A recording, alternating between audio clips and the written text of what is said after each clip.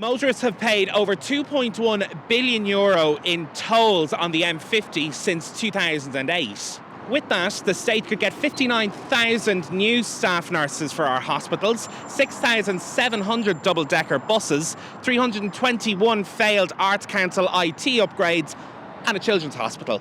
In 2024 alone, motorists paid €211 million in tolls on the M50. That's according to figures released to Newstalk under the Freedom of Information Act. No, I never mind paying the tolls. We're at the top of the world for congestion on the roads. What would we do without the M50? The road's been paid for 10 times, like. Even the M50 now is getting a joke too, like. You're paying tolls and you're stuck on it for an hour and a half, like.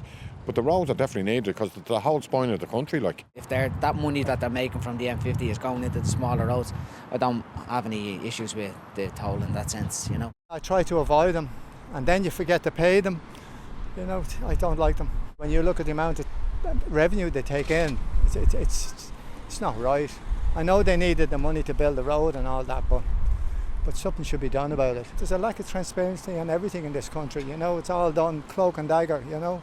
Transport Infrastructure Ireland says the funds go into its protection and renewal scheme, but some politicians believe that it is just a cash cow. The M50 is a monument to government waste. These two bridges were built for £53 million. The public-private partnership that built them actually recouped their full costs of those bridges in 1 year of tolls. They then sold those bridges to the state for €600 million.